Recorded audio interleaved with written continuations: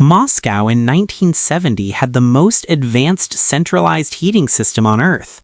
11,000 kilometers of underground pipes carrying superheated water from coal plants to radiators in 4.2 million apartments.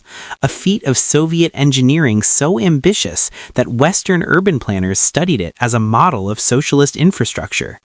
The system also had a problem no one was allowed to discuss. The pipes were disintegrating.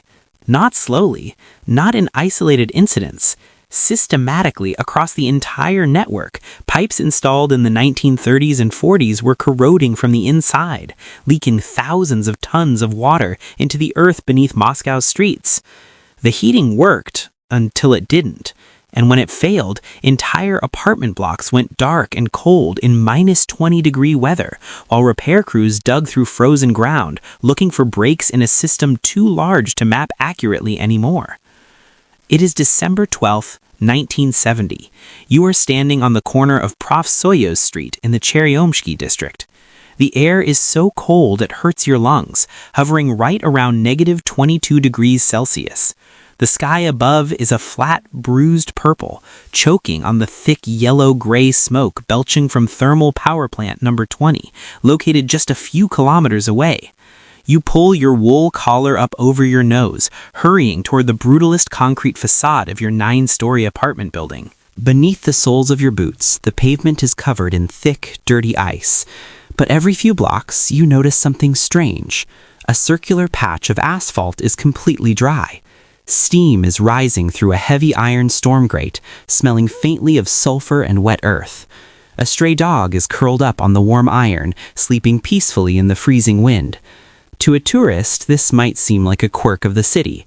To the engineers sitting in the windowless control rooms of the Ministry of Power and Electrification, that steam is the terrifying visual evidence of a colossal, hidden failure. You ride the rickety elevator up to the 7th floor, unlock your door, and immediately reach out to touch the heavy cast iron radiator beneath the window. It is warm. Not hot, but warm enough to keep the frost from forming on the inside of the glass. You breathe a sigh of relief. You do not know that exactly 4 meters below the street outside your building, a massive steel artery is bleeding out. The Soviet centralized heating system, known as teplofikatsiya, was supposed to be the ultimate triumph of collective living. Instead of every building having its own boiler, which the state considered wildly inefficient and capitalist, massive combined heat and power plants would burn millions of tons of coal and natural gas on the outskirts of the city. They would heat water to an astonishing 130 degrees Celsius, keeping it liquid under 80 atmospheres of immense pressure. This superheated water was then pumped through immense steel trunk lines, branching out into a vast subterranean nervous system that reached every radiator in the capital. It was an engineering marvel, but it was built on a fatal compromise. When Stalin ordered the rapid expansion of the system in the 1930s, and when Khrushchev accelerated it to heat his massive new housing projects in the 1950s, the command was always about speed and scale, never longevity. The pipes laid down in those decades were wrapped in cheap mineral wool insulation. This was the first shocking reality that no Soviet citizen was ever told. The insulation absorbed groundwater like a sponge. The water reacted with the minerals in the wool to form a highly corrosive acid. This acidic, soaking wet blanket wrapped tight around the steel pipes. The water inside the pipes was boiling hot, while the earth outside was frozen solid. The metal expanded and contracted violently, weakening the structural integrity of the steel. And then the rust set in. By 1970, an estimated 20% of the heat generated by Moscow's massive power plants never reached a single apartment. It was simply lost into the frozen ground, boiling the dirt, melting the permafrost, and creating underground caverns of boiling mud. The system was hemorrhaging energy, but the state's response was not to dig up and replace 11,000 kilometers of pipe. That would have paralyzed the capital and admitted a monumental failure of Soviet planning. Instead, the engineers were ordered to simply burn more coal, push more water, and crank up the pressure to compensate for the massive leaks. They were treating a severed artery by simply pumping more blood into the patient. and the pressure was building. To understand the sheer terror of maintaining this decaying beast, you have to look at the men assigned to keep it alive. Down in the maintenance depots of District 8, workers stared at schematic maps that were functionally useless.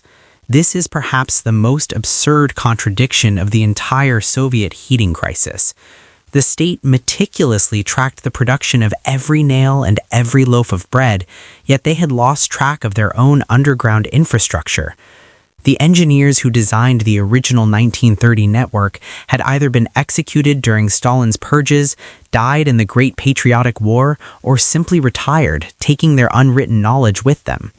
Successive generations of construction crews had laid new pipes without updating the master blueprints. Sometimes they detoured around unexploded German bombs, sometimes they bypassed buried rock formations. When a pressure gauge dropped in the control room, indicating a massive rupture somewhere in a 5-kilometer radius, repair crews were sent out blind. They literally had to walk the frozen streets in the dead of night, looking for those dry patches of asphalt, looking for the telltale plumes of steam rising from the snow. Imagine being a maintenance worker in the winter of 1970. Your name is Alexei. You were given a jackhammer, a floodlight, and a map that claims the trunk line runs straight down Lenin Avenue. You dig through 2 meters of frozen, concrete hard earth, only to find nothing but dirt. The pipe is gone. It was never there. Meanwhile, somewhere 3 streets over, thousands of gallons of boiling water are washing away the foundation of a residential block, and the radiators inside 300 apartments are growing cold. The situation was unsustainable. The government knew it. The chief engineers knew it.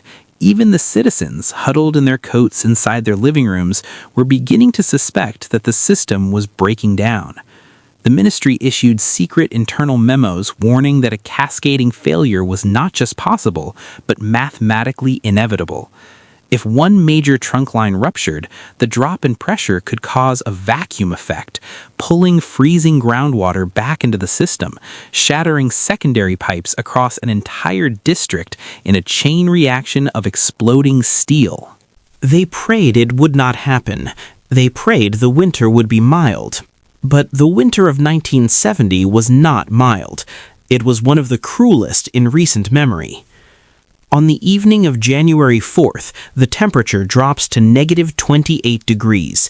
The wind picks up, howling across the frozen Moscow River. Inside thermal power plant number 20, a heavy silence falls over the control room. A young technician stares at the primary pressure dial for the Southern District trunk line. The needle shudders. Then, violently, it drops. It does not stop dropping. The pressure is vanishing.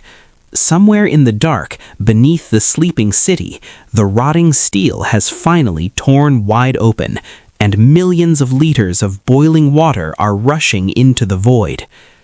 The pressure dial at thermal power plant number 20 hits 0. Underneath Vavilova Street and the city's southwest, a 1-meter diameter steel main has just detonated. It does not explode like a bomb. It fails like a dam. At 80 atmospheres of pressure, water heated to 130 degrees Celsius violently expands as it escapes the rusted confines of the pipe. It flashes instantly into steam, expanding 1,600 times in volume. The frozen earth above it absorbs the initial impact, but the heavy asphalt on the surface heaves upward. A jagged crack tears down the middle of the road, venting a shrieking pillar of white vapor into the minus 28-degree night. Down in the newly formed crater, thousands of tons of boiling water begin rapidly washing away the structural foundations of the surrounding residential blocks.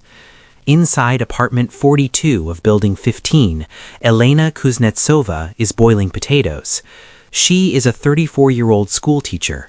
She has her oven door propped open, using the exposed electric coils for extra ambient heat.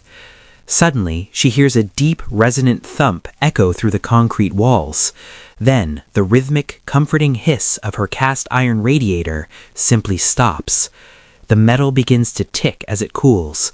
She presses her bare hand against the iron. It is already losing heat. Within 2 hours, the temperature inside her living room will match the temperature inside a meat freezer. But here is what Elena and the 3,000 other residents on Vavilova Street did not know.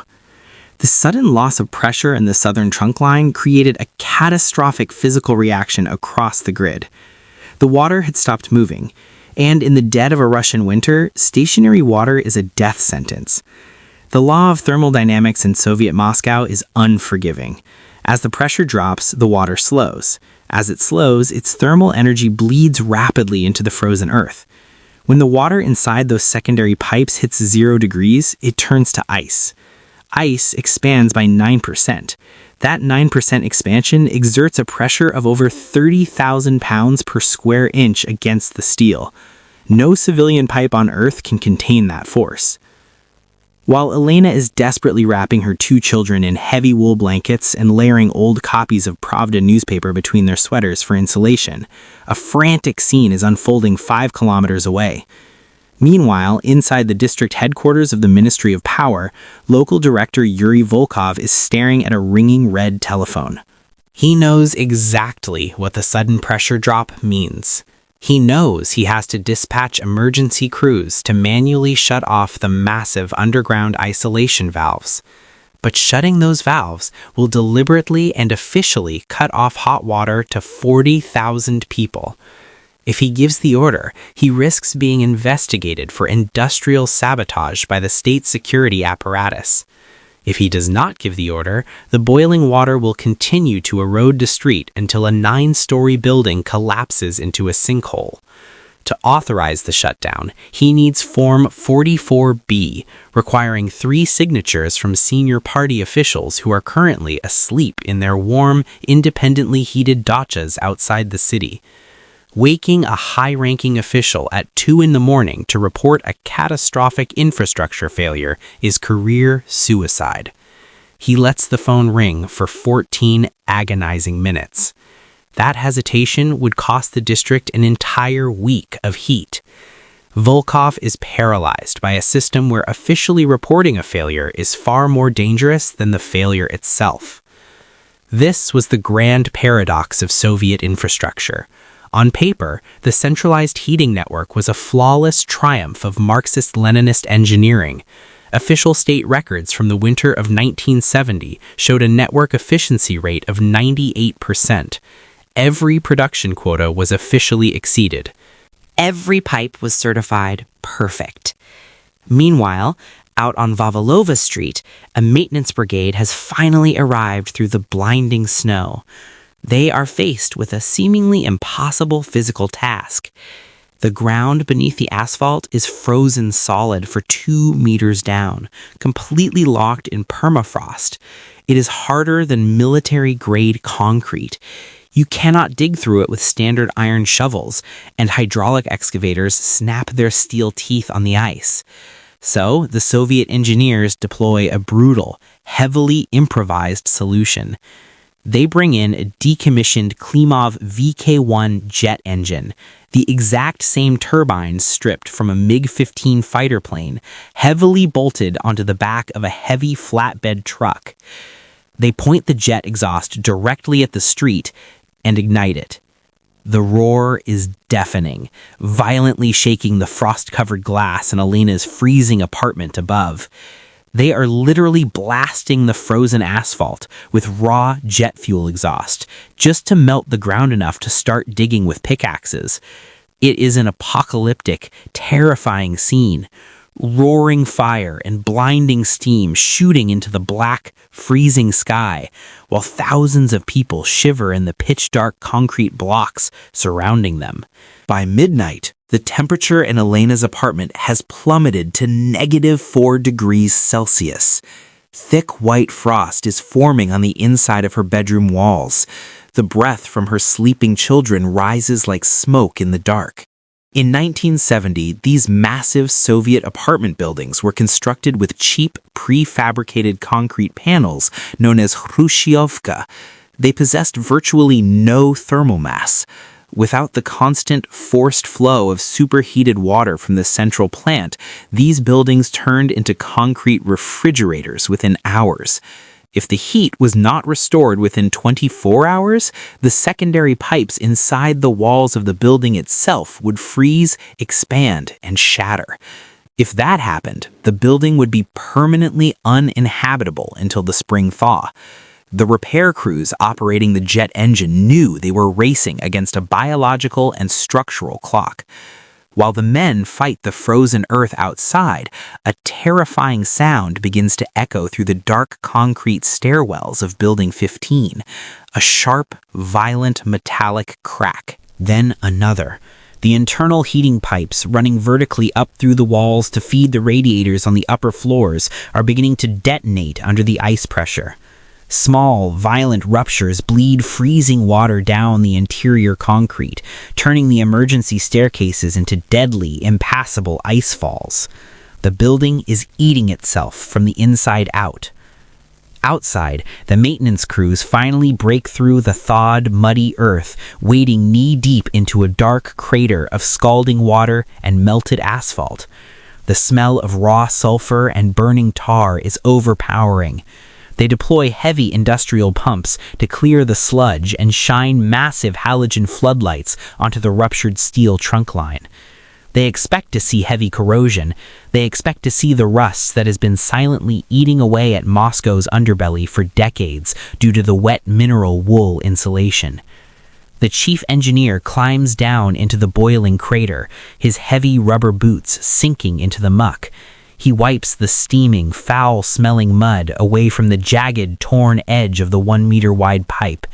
He pulls a metal caliper from his heavy coat and measures the thickness of the steel wall. He stops. He wipes the metal clean and measures it again.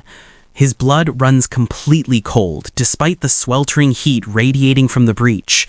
The pipe had not merely rusted through. The metal itself was fundamentally, impossibly wrong.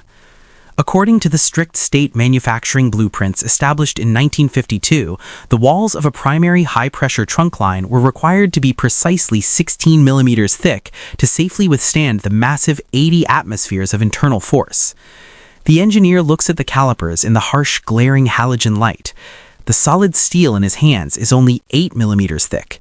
Exactly half of the required metal is simply missing. It was not eaten away by acid or time. It was never there to begin with. The entire pipe, carrying boiling water under immense pressure beneath a crowded city, was a fragile, hollow shell. And as the engineer stares down the dark, steaming tunnel of the network, he realizes the terrifying truth. The missing steel was not an isolated manufacturing defect. It was a deliberate, systemic choice, and 11,000 kilometers of it were buried directly beneath the feet of 7 million citizens. Wait, what? The chief engineer, standing in the boiling crater under Vavilova Street, is holding a piece of physical evidence that could get him shot.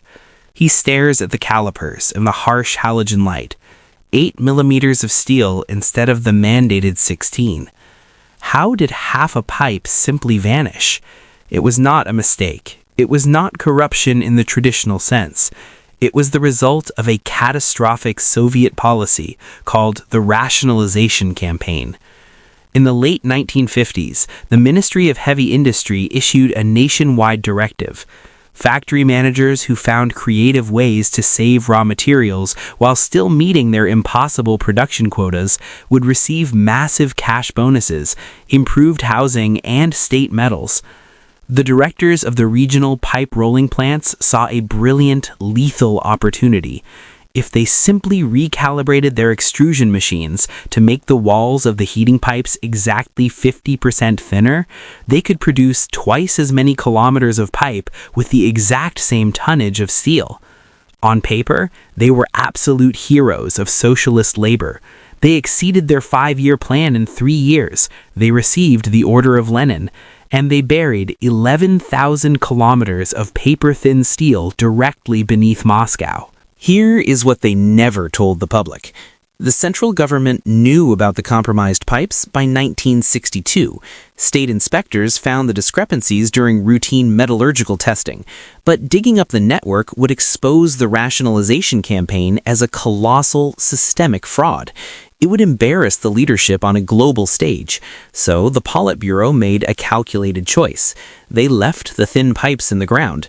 They ordered the engineers to just push the water through and hope for the best. And those exact same thin-walled pipes, installed by those exact same factory directors, are still failing under Russian streets today, 50 years later. But right now, in the freezing darkness of January 1970, the consequences of that missing steel are spiraling violently out of control. Let us go back to Elena Kuznetsova on the 7th floor of Building 15. It is now 3 in the morning. The temperature in her living room is -7 degrees. The glass of water on her nightstand has frozen solid, the expansion of the ice shattering the glass into sharp shards across the wood. The heavy winter coats are no longer enough. Her children are shivering uncontrollably. She is forced to engage in a desperate, highly illegal act of survival. Because the central heating network is completely dead, Elena turns to the only energy source she has left in the apartment, the municipal natural gas line in her small kitchen. She walks over to the stove and turns all 4 burners to their maximum output. She opens the oven door wide. The raw blue flames roar to life, instantly devouring the limited oxygen in the sealed concrete room and pumping out dangerous, invisible clouds of carbon monoxide. She knows it is a deadly gamble.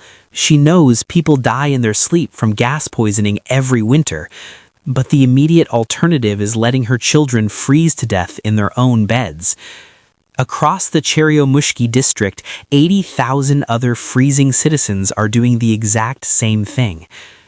But then, something strange happens. The blue flames on Elena's stove begin to flicker. They shrink from an angry roar to a weak, sputtering yellow. Then, one by one, they die. The steady, comforting hiss of the gas completely stops. The silence in the apartment becomes absolute.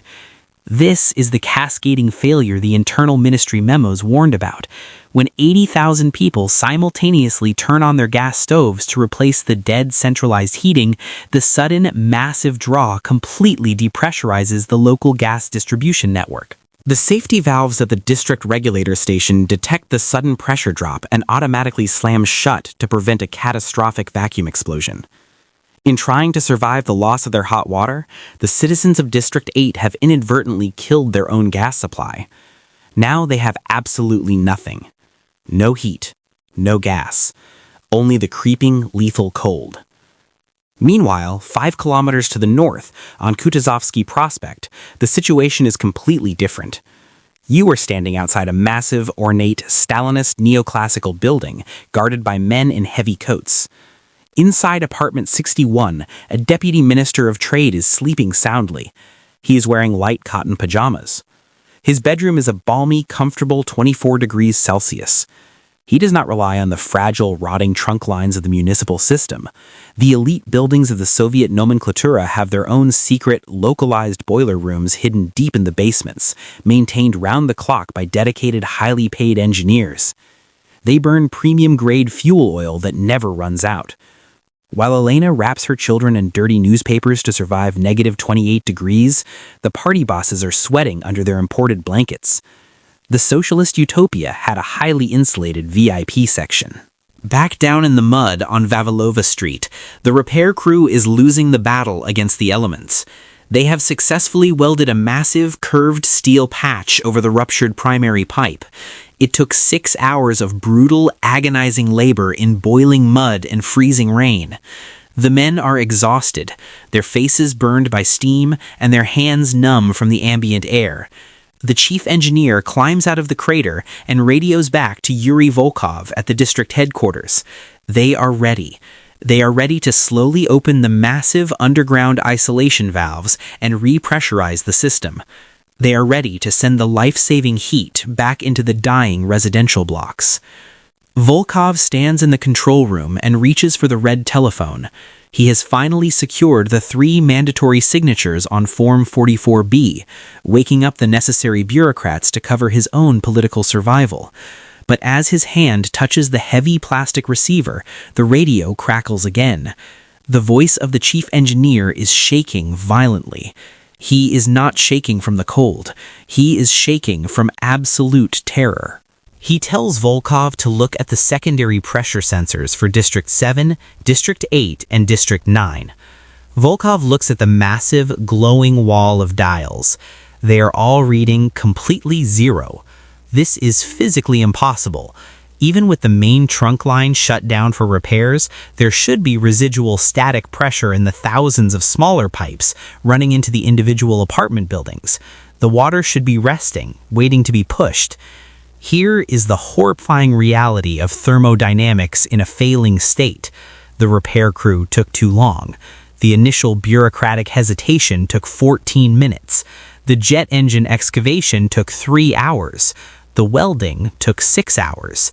For almost 10 solid hours, millions of liters of water sat perfectly still in the shallow, poorly insulated secondary pipes running beneath the sidewalks and up the exterior concrete walls of 400 apartment buildings.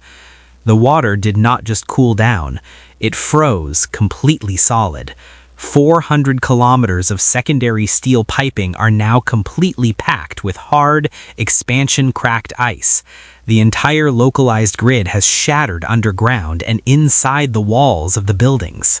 If Volkov pushes the green button now, if he opens the main valve, he will send 80 atmospheres of boiling, highly pressurized water slamming directly into a solid wall of ice. The boiling water will find the hundreds of thousands of microscopic fractures created by the ice expansion. It will burst violently through the concrete walls of the apartments. It will flood the freezing, dark stairwells with scalding, blinding steam. It will literally cook the people trapped inside their homes. This decision would haunt Volkov for the rest of his life. He stands in the dead quiet of the control room, staring at the switch that controls the heat. He knows the people in Building 15 are freezing to death. He knows the temperature inside those concrete boxes is dropping by the hour. But he cannot send the heat. He cannot turn the system back on, because the system is no longer a heating network. It has become an underground fragmentation bomb just waiting for a spark. He slowly picks up the radio and gives the most devastating order a Soviet engineer can ever give in the middle of January. He orders the crews to pack up their tools. He orders them to turn off the heavy halogen floodlights. He orders them to leave the crater open and walk away. They are abandoning the district, and they are leaving 80,000 people to the ice. When the heavy Ural trucks drive away from Vavilova Street, they take the light with them. The deafening roar of the jet engine fades, replaced by the howling wind sweeping off the frozen Moscow River.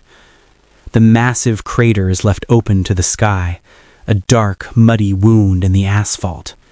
Within 2 hours, the standing water inside the crater freezes completely solid, entombing the exposed, paper-thin steel pipes in a block of dirty ice.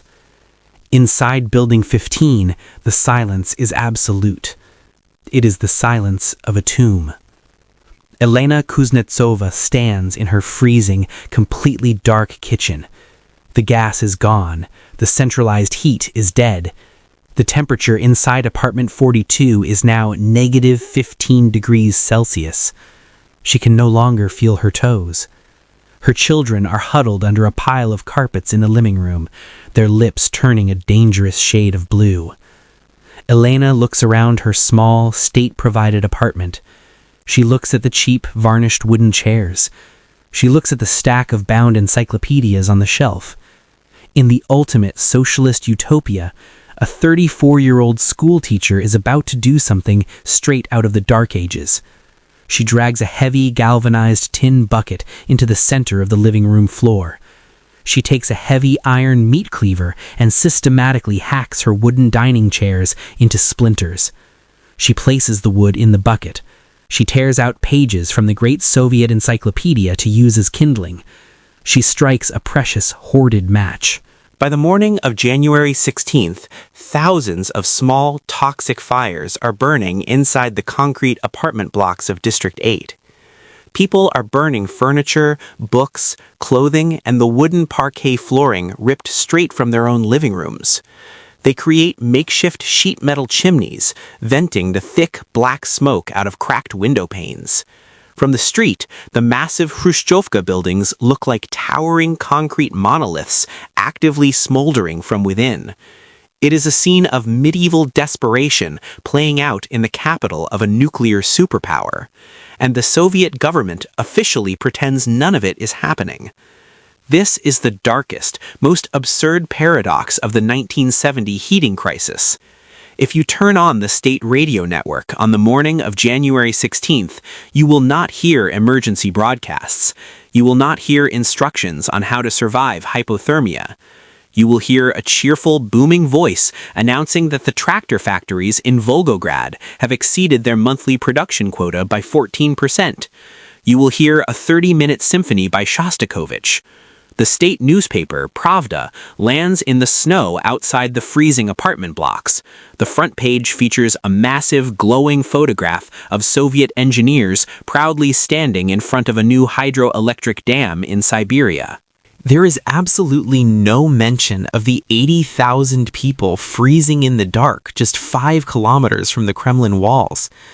Admitting the infrastructure was failing was tantamount to admitting the failure of the communist system itself. But while the state broadcasted an illusion of perfection, a ruthless, hyper-capitalist black market was instantly born in the frozen stairwells of the dying districts. Let me introduce you to a man named Boris. Boris is the officially appointed superintendent for Building 12 on Profsoyuzna Street.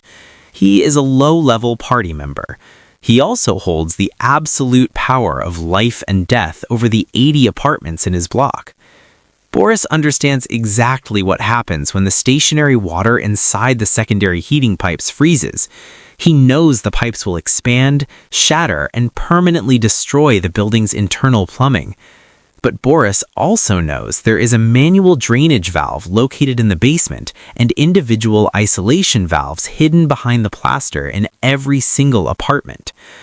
If you want to save your apartment from exploding pipes, you need Boris to manually drain your specific radiators before the water turns to ice. But Boris does not do this out of socialist solidarity. Boris walks door to door in the freezing dark. He knocks. He demands a bribe. The going rate to save your home is 3 bottles of premium Stolichnaya vodka, or 50 rubles in cash, which is nearly half a month's salary for an average worker.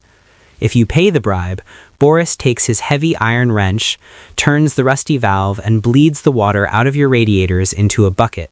Your apartment is saved. If you cannot pay, or if you refuse, Boris simply walks away. He leaves the water in your pipes.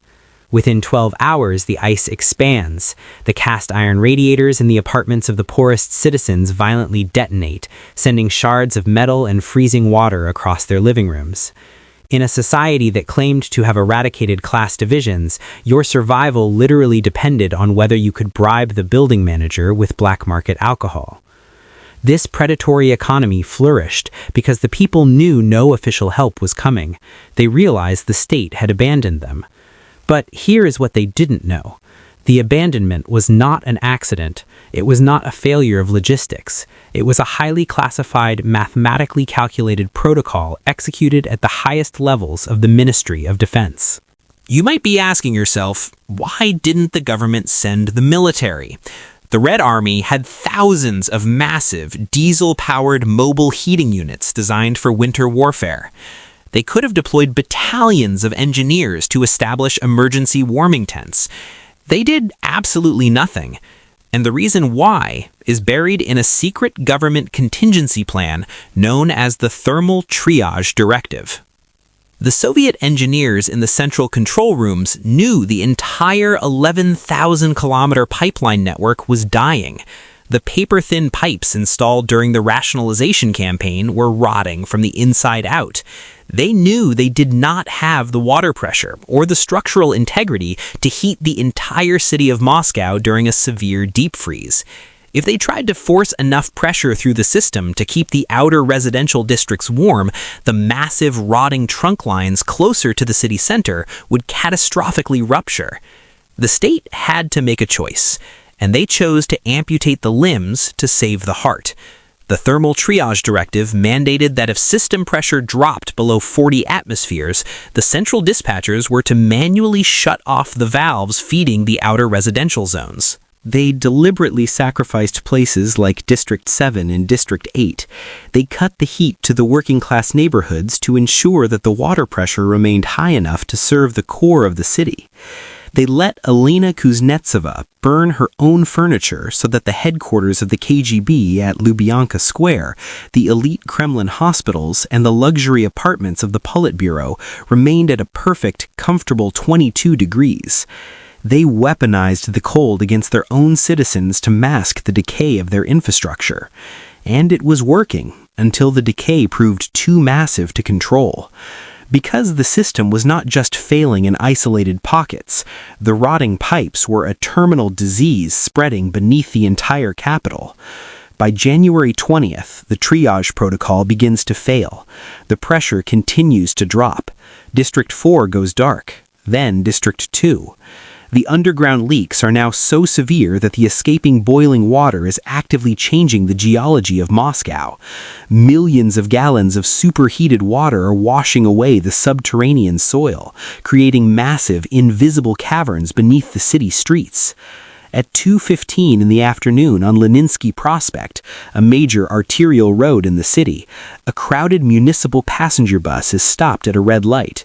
Without warning, the asphalt beneath the heavy vehicle simply vanishes.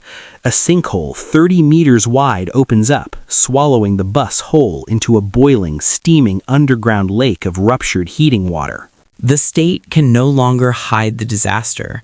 The decay has reached the surface. The ultimate triumph of Soviet engineering is literally collapsing beneath their feet, pulling the citizens down into the boiling mud. And the worst is yet to come. When the municipal passenger bus plunges into the boiling sinkhole on Leninsky Prospect, the illusion of absolute state control finally shatters. The state security apparatus, the KGB, completely locks down a 4-block radius within 20 minutes. They do not send ambulances first. They send heavy canvas tarps. They string them up across the street lamps and between the birch trees to block the line of sight from the surrounding residential buildings. They pull the terrified, scalded passengers from the steaming mud, force them into unmarked military vans, and require them to sign state secrecy agreements before they're even treated for their severe burns at a secure military hospital. The official police report filed that evening in the district precinct states that the bus was simply rerouted due to routine road maintenance. It is a fabricated lie, written while the sulfurous steam is still rising past the precinct window. But you cannot hide a freezing city from itself. By January 22, 1970, over 300,000 people in Moscow's southern and eastern districts are without central heat, without gas, and rapidly running out of things to burn. Inside Building 15, Elena Kuznetsova is keeping her 2 children alive by burning the last of her heavy leather winter boots in a galvanized tin bucket. The walls of her apartment are completely coated in a thick, black, oily soot. The temperature is -12 degrees. The heavy cast iron radiator in the corner has violently cracked straight down the middle, the metal blown completely apart by the expanding ice. It looks like a jagged shrapnel wound. Even if the heat is restored, her apartment can never hold water again. The state finally deploys the military, but it is a silent, creeping, heavily censored operation. Army engineers do not attempt to fix the deeply buried, shattered underground pipes. They simply bypass them. Under the cover of total darkness, they run heavy, insulated, temporary rubber hoses straight down the middle of the frozen, pristine avenues. They connect the functioning central trunk lines from the inner city directly to the basement intake valves of the dying buildings. It is a desperate, ugly, above-ground triage that turns the socialist boulevards into an obstacle course of steaming, black, pulsating veins. And it barely works. The water pressure running through the temporary hoses is so incredibly weak that the heat only reaches the first 3 floors of any given building. Elena, trapped up on the 7th floor, remains in the freezing dark for another 12 agonizing days. When the spring thaw finally arrives in late April, the true devastating cost of the Rationalization Campaign is laid bare under the sun. As the frozen earth softens into mud, the ground shifts. Hundreds of kilometers of the paper-thin steel pipes, already severely compromised by the wet mineral wool, simply collapse under the weight of the settling earth. Entire sections of the city resemble an artillery testing ground. Trenches stretch for miles. And here is the ultimate, sickening contradiction of the Soviet system. You would rationally expect the state to launch a massive, public investigation. You would expect the factory managers who stole the 8 millimeters of steel to be dragged in front of a tribunal and shot. But remember how the Soviet political system functions. Admitting the pipes were deliberately manufactured to fail means admitting the entire economic incentive structure of the past 2 decades was a catastrophic fraud. It means admitting that the Order of Lenin medals pinned to the chests of those factory directors were actually prizes awarded for industrial sabotage. So, the Politburo does what it always does to survive. It finds a convenient, low-level scapegoat. Yuri Volkov, the exhausted district engineer who hesitated for 14 minutes to shut the main valve because he was waiting for the mandatory 3 signatures on Form 44B, is arrested in his office. He is charged with criminal negligence and anti-Soviet sabotage. He is sentenced to 10 years of hard labor maintaining a decaying power plant in the freezing Karelia region. The factory directors who built the hollow pipes are quietly promoted to higher administrative positions in the Ministry of Heavy Industry. And the final, devastating order comes down from the highest levels of the government. They order the work crews to replace the completely destroyed sections of pipe, but they explicitly forbid them from digging up the rest of the network. Do not look for the missing steel. Just bury the pipes again, pour new asphalt over the craters, and pretend the winter of 1970 never happened. This is the ultimate answer to the promise of this story. Why were the pipes already dying? Because in the Soviet Union, reality was whatever the Central Committee mandated it to be. The centralized heating system was a masterpiece of socialist planning on paper. But in the freezing dirt, it was built on a foundation of lies, cheap insulation, and stolen metal. They prioritized the aesthetic of rapid industrial progress over the fundamental physics of reality. Thermodynamics, however, cannot be censored or intimidated by the secret police.